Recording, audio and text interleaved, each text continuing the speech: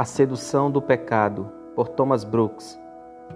Trataremos de uma das maneiras que Satanás procura conduzir os crentes ao pecado. Este método consiste em mostrar-lhes que há prazer em pecar, ocultando-lhes a tristeza e as consequências que o pecado lhes trará. O pecado pode parecer muito prazeroso e Satanás quer que os crentes pensem acerca dele desta maneira.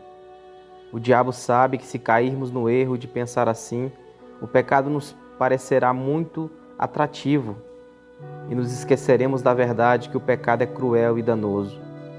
Deus disse a Adão e Eva que não comesse do fruto da árvore ou morreriam. Além disso, Satanás falou à mulher que comendo do fruto seriam como deuses. Satanás fez que a desobediência parecesse atrativa e prazerosa. Satanás continua fazendo o mesmo até hoje. Por exemplo, no deserto tentou a Jesus da mesma forma. Ele apresentou a Jesus todos os reinos e sua glória, oferecendo-lhes sob a condição de que Jesus lhe adorasse. Quão formoso e sedutor apresentou o pecado. Todavia, Jesus não foi seduzido pela astúcia do diabo. Como os crentes conseguirão resistir a Satanás quando faz com que o pecado seja tão atrativo? Há 4 remédios que podem nos ajudar para não sermos atraídos pelo pecado desta maneira. Primeiro, os crentes devem manter-se afastados do pecado tanto quanto consigam. 1 Tessalonicenses 5:22. Uma pessoa que caminha à beira do precipício pode cair a qualquer momento. Se o crente caminha próximo do que é pecaminoso, não deve surpreender-se se é preso pelo pecado.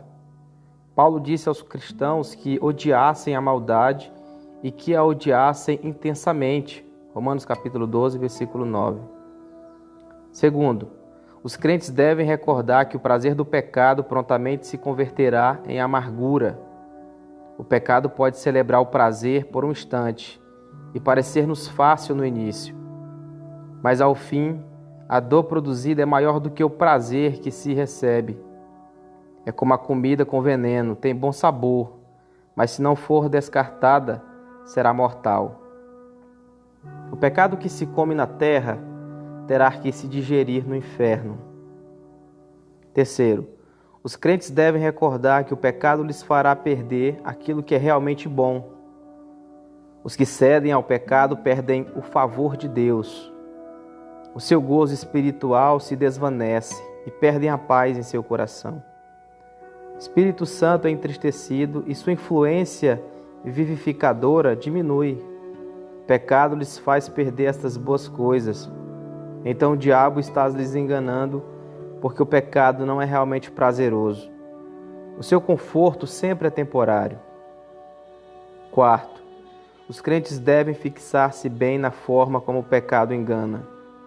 O pecado é o maior enganador e é a causa de todo o engano que há no mundo. Em si mesmo, o pecado é sobremaneira pecaminoso. Hebreus 3:13. Quando o pecado engana os crentes, frequentemente se engana a admiti-lo e, pelo contrário, pensa que estão bem. O pecado lhes faz crer que o mal é bom. Basta pensar no que aconteceu com Faraó, Balaão e Judas, para percebermos que uma pessoa pode conduzir-se pecaminosamente pensando que está agindo bem. Em tais exemplos, podemos observar como é que uma pessoa está disposta a perder a Deus, o céu, Cristo e ainda a sua própria alma, porque não quer deixar os seus pecados. Não há nada tão enganoso como o pecado. Recorde-se de que o pecado não é prazeroso. Pelo contrário, ele é amargo. E não importa como agradável lhe pareça, não deixe que Satanás lhe afaste de Deus com um engano como este. Amém. Só lhe deu glória.